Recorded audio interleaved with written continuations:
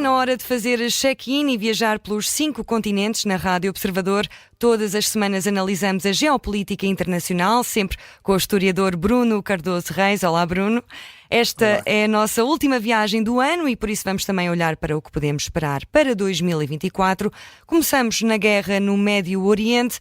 Há muitas questões para o conflito entre Israel e Hamas para o próximo ano, mas destacamos aqui 3. Primeiro, quais são agora os objetivos de Benjamin Netanyahu? Depois, o que fazer de Gaza, se a guerra terminar? E num cenário mais negativo, se podemos esperar um alargamento do conflito com o risco crescente de tensões. Bom dia, Bruno. Bom dia, olá a todos. Acho que é importante realmente perceber os objetivos de Netanyahu e até inclusive do próprio Hamas. Para mim é claro que Netanyahu, isso é deixado claro por ele num livro que ele escreve em 1993, no início da sua carreira política, A Place Among the Nations, Israel and the World. Ele é muito claro a dizer que no Médio Oriente ele acredita que não há uma paz que não seja uma paz pela força. E, portanto, um dos objetivos principais de Israel depois dos ataques do 7 de outubro tem sido realmente restabelecer a credibilidade de Israel, mostrar que há um preço a pagar por atacar Israel.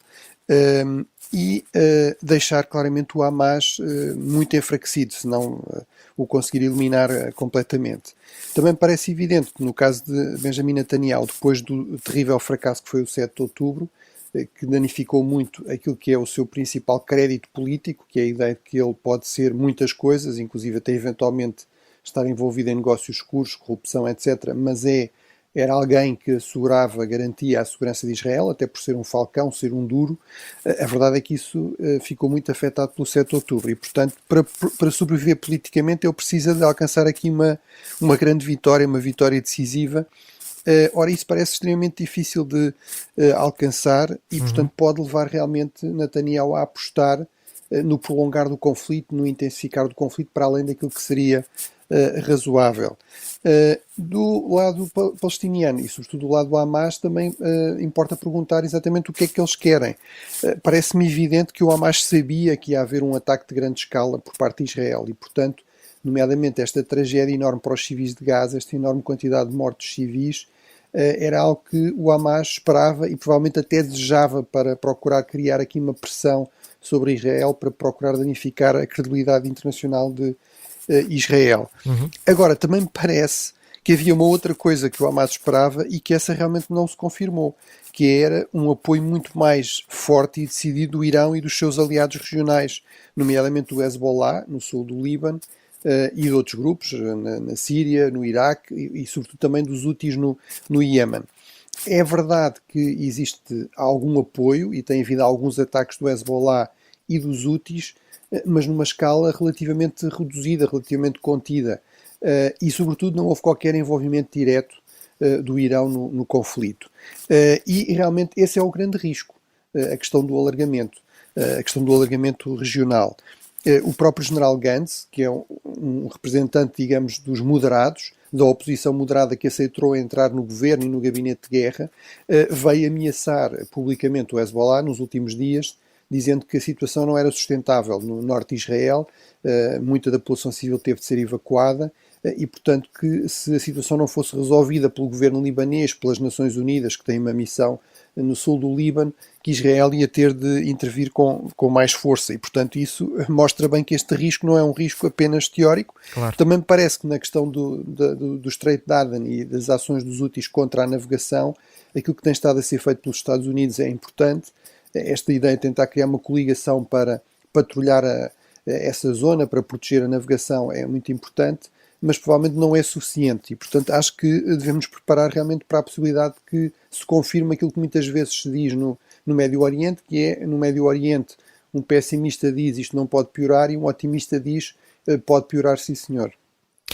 Bruno, esperemos que não piore, não só na faixa de Gaza, mas também na Ucrânia. Vamos falar sobre a Ucrânia agora. 2023 termina com a contestação das mães e também das esposas dos soldados russos, num 2024 que vai estar claramente marcado pelas eleições presidenciais russas, ainda que já possamos adivinhar quem é que sairá vencedor, mas também não esquecer das eleições norte-americanas. Sim, e sobre esse aspecto eu faria 3 comentários. Um primeiro é realmente esta contestação das mulheres, das mães, das esposas de soldados. Não tem merecido talvez grande cobertura, mas nomeadamente o Washington Post fez um artigo de fundo falando com muitas dessas pessoas que estão envolvidas também num canal de Telegram que se chama Tragam-nos de Volta. É realmente um particular risco para Putin, ou seja, ele dificilmente poderá fazer a estas pessoas, a esta organização, o mesmo que faz a toda a oposição e em particular àquela oposição que se tem atrevido a contestar abertamente a guerra. Ainda agora vimos 2 artistas, 2 poetas serem condenados a 7 anos de cadeia por terem lido em público poemas contra a guerra na Ucrânia. Mas isso é muito mais difícil de fazer contra pessoas que são pessoas normais, vamos dizer assim, muitas vezes de zonas rurais, periféricas, pobres da Rússia e que obviamente não têm uma agenda política para além da sua preocupação com o marido, com o filho, que estão a combater na Ucrânia e que nunca mais regressam. Desse ponto de vista, realmente Putin tem aqui uma opção difícil. Ele não quer anunciar uma nova mobilização, não quer enviar tropas frescas para a frente, porque isso seria altamente impopular. A mobilização parcial de setembro do ano passado foi dos poucos momentos em que vimos alguma contestação pública, até de figuras próximas de Putin, àquilo que estava a acontecer, mas isso também significa que é muito mais difícil trazer aqueles que já estão a combater há muito tempo de volta para casa, mesmo que entretanto não sejam mortos em combate. E portanto isso realmente mostra que sim, a Ucrânia está a viver um momento muito difícil, também por isto, também porque as suas tropas estão a ficar esgotadas e precisa de pensar em refrescar essas tropas, e isso é difícil para a Ucrânia, que tem uma população desde logo também mais pequena do que a Rússia, pouco mais de 40 milhões face a mais de 140 milhões, mas também não é nada fácil realmente para Putin e, portanto, vai criar aí uma pressão adicional sobre o regime. Do meu ponto de vista, era o segundo ponto, isto também explica porque é que Putin e Lavrov e outros altos responsáveis têm desmultiplicado em declarações falsas a dizer que a única razão pela qual não há paz é porque a Ucrânia não quer, que até chegou a estar pronto um acordo na Turquia e que depois os países ocidentais não deixaram que esse acordo avançasse. Uma manobra de ilusão. Exatamente, quer dizer, toda a gente sabe que tenha um mínimo conhecimento de diplomacia que não se assina um acordo não está acordado porque os negociadores, ainda por cima numa negociação em que os principais decisores, em que Putin, Zelensky, não estavam envolvidos, decide e depois isso fica resolvido assim, não é? Portanto, há todo um processo até formal para se chegar a um acordo internacional e, portanto, todos esses passos faltavam. É evidente que isso não tem credibilidade, mas mostra que há essa preocupação de passar aos russos a mensagem que se a guerra continua é exclusivamente da responsabilidade da Ucrânia e também dos países ocidentais. Por fim, realmente parece-me evidente que a grande ameaça para os interesses da Ucrânia, para a viabilidade de uma defesa forte da Ucrânia, não está realmente na reeleição de Putin, que é inevitável a não ser que ele seja derrubado até lá.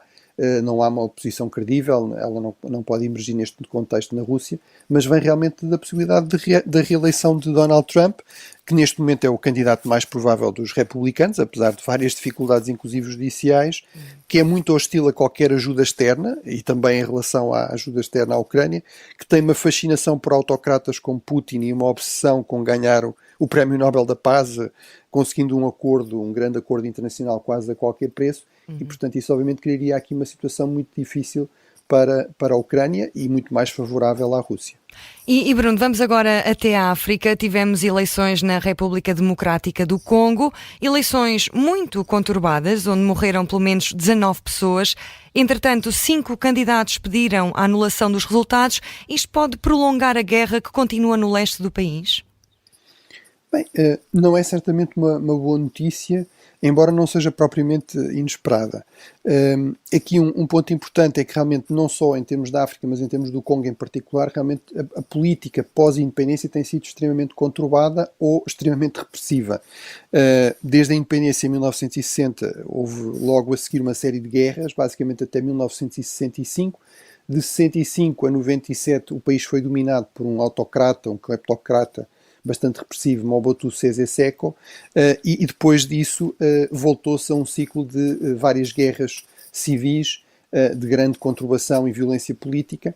Em 2018, o atual presidente, o Félix Tshisekedi, foi o primeiro, no fundo, a tomar o poder de forma pacífica do seu antecessor. Portanto, havia aqui aparentemente um sinal positivo, mas realmente nestas eleições surgiram muitas alegações de fraude, que inclusive a Conferência Episcopal e outras organizações religiosas que têm grande influência e que serviram também de observadores, vieram validar, disseram que realmente havia grandes problemas, embora também tenham dito que parece credível esta grande vantagem do Presidente que está em funções, que teria tido até agora, no apuramento que está a decorrer, à volta de 80% de apoios. Mas realmente não é uma boa notícia no sentido da pacificação política do país. É verdade que os conflitos no leste são um pouco distintos desta questão, ou seja, têm a ver com grupos étnicos que têm proximidade com países vizinhos, nomeadamente com o Ruanda. Há aí um movimento com muito apoio do Ruanda, o M23, que é bastante forte militarmente, mas obviamente não ajuda. Também parece relevante sublinhar, e esse é o segundo ponto, que este tipo de fraudes, ou de alegações de fraude, obviamente não ajuda muito a legitimar o poder civil eleito, e é uma das explicações pelas quais nós temos muitas vezes em África vagas de golpes de Estado. Por exemplo, temos assistido a vários na África Ocidental. Só este ano, Bruno, já falámos de pelo menos uma mão cheia deles, talvez. Sim, desde 2019 terão sido já 8. Tivemos agora, ainda há pouco, um autogolpe na Guiné-Bissau, um país que nos é relativamente próximo, e, portanto, tudo isso reflete também muito este dado de base, que é, muitas vezes, realmente o poder civil eleito tem pouca credibilidade, tem pouca legitimidade, e isso abre espaço a que surjam maior protagonismo dos militares e até apelos à própria intervenção dos militares, até porque muitas vezes também há conflitos armados, como este no leste do Congo, que nunca mais se resolvem, não é? Estão há décadas por resolver. E o último ponto que eu destacava aqui é que isto também coloca em questão o próprio papel das Nações Unidas. O Félix Tshisekedi, uma das coisas que contesta é a continuação da missão das Nações Unidas no Congo, nesta zona do leste, e eu percebo que ele faça isso, porque realmente é uma missão que já dura há mais de 20 anos, é a maior missão das Nações Unidas em termos de número de tropas e realmente não consegue resolver o problema. Portanto, pode-se colocar a questão, bem, se calhar será ainda pior se eles saírem, mas a verdade é que também não parece muito melhor por eles estarem lá e, portanto, isso também remete para esta questão mais ampla de um certo questionar da eficácia deste modelo das missões de capacetes azuis. Também falámos de uma, por exemplo, no Líbano, que também não parece ter grande eficácia. E, portanto, no contexto atual, parece-me que isso é algo que também vai estar em cima da mesa em 2024. Ora, para 2024, parece que vamos ter também aqui a continuação de um tema que temos vindo a falar nas últimas semanas, Bruno, na América do Sul. Vamos até à Guiana, onde as tensões voltaram a aumentar com a Venezuela, isto depois da chegada do navio britânico HMS Trent. Ora, Nicolás Maduro enviou em manobra defensiva quase 6 mil soldados para defender a fronteira. Podemos prever que isto continue em 2024, este pequeno, não vamos dizer conflito, ainda não se efetivou, mas esta novela vai continuar. Sim, e aí realmente é importante destacar este aspecto, que a América do Sul muitas vezes é associada, é percebida como um continente muito violento, e isso é verdade em termos de homicídios, em termos de criminalidade violenta, é o campeão mundial, a América do Sul, a América Latina em geral, está sempre no top 10 de países com maior número de homicídios por 100 mil habitantes. É também verdade tem sido verdade em relação a insurreições armadas, a violência interna, a guerras civis, se quisermos, também já falámos várias vezes, por exemplo, da Colômbia, mas não é realmente verdade em relação a guerras entre Estados. É um continente bastante pacífico desde o século XIX. A última grande guerra em termos de número de mortes foi na década de 1930, chamada Guerra do Chaco. Tem havido às vezes alguns conflitos territoriais, por exemplo, entre o Equador e o Peru, mas sempre muito limitados, e portanto seria péssimo que no fundo esse aspecto viesse a desaparecer e portanto viesse a ser posto em causa.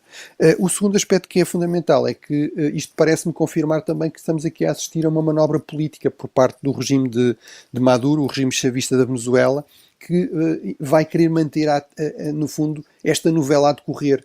À medida que se aproxima também a possibilidade de eleições em 2024. Vamos ter mais de 70 eleições em múltiplos países em 2024, já falámos de várias também.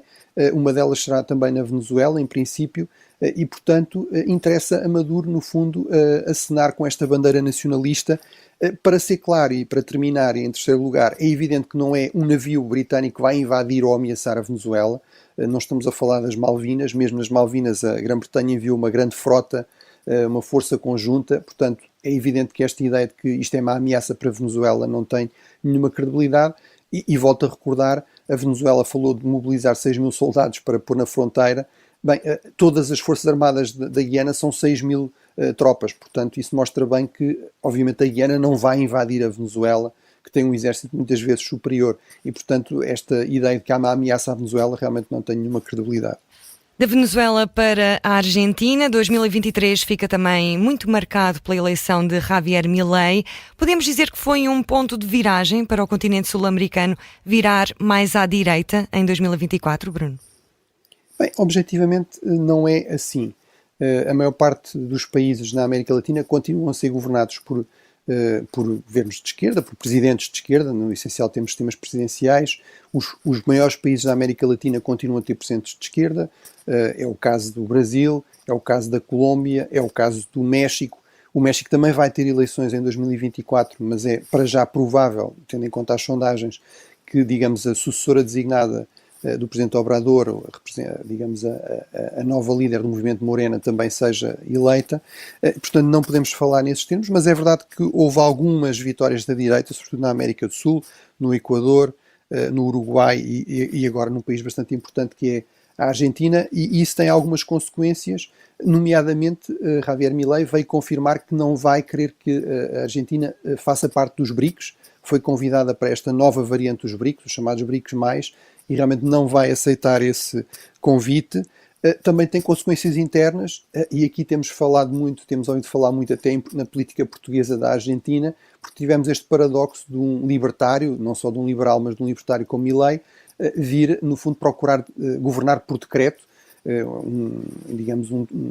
uma fórmula que existe na política argentina, um decreto de necessidade e urgência, uma espécie de super decreto, mas realmente isso vai levar a acusações, até na própria Argentina, de ameaças de ditadura, portanto uma viragem completamente iliberal. Portanto, teremos de continuar a acompanhar a política argentina, do meu ponto de vista, apesar de tudo, e se olharmos sobretudo para o histórico, para o passado, desde 1983 não voltou a haver um golpe militar na Argentina, as Forças Armadas argentinas são muito fracas e, até por causa de todo o trauma da ditadura, têm-se mostrado sempre muito legalistas, mesmo quando há crises políticas muito sérias, portanto não me parece que haja aí um risco propriamente iminente de um golpe de Estado, de uma ditadura por essa via.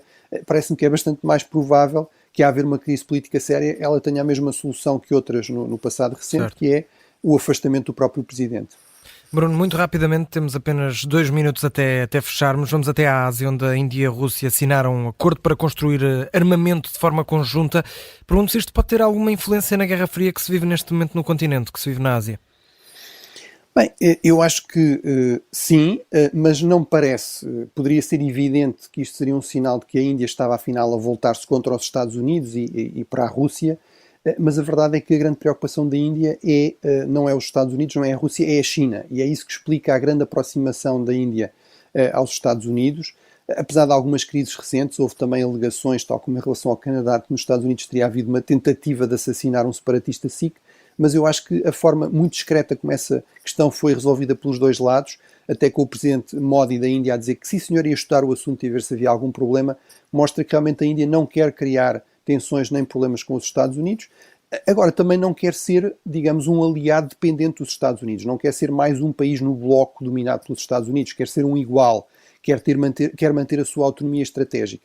E tem uma longa história de dependência em termos de compra de material militar, por exemplo, para a sua força aérea da Rússia, e portanto é normal que mantenha aí algumas relações e que não vá abdicar de manter relações comerciais e até outras com a Rússia. Agora, a Índia sabe que a Rússia não vai contrabalançar a China, não tem poder para isso, está demasiado dependente neste momento da China, para isso precisa dos Estados Unidos, e aliás a Índia fez já acordos anteriormente deste tipo com os Estados Unidos e com a França. Portanto, claramente não é um sinal de uma viragem da Índia, digamos, para o lado anti-americano no contexto desta nova Guerra Fria. E Bruno Cardoso Reis, estamos mesmo em cima do tempo, fechamos na Europa, tivemos o ano de 2023 marcado pela vitória nas legislativas polacas de Donald Tusk, que está agora numa guerra em torno dos mídias públicos com o presidente Duda. Em 2024 vamos ter várias eleições na Europa. Será um sinal do que podemos esperar no próximo ano para o velho continente?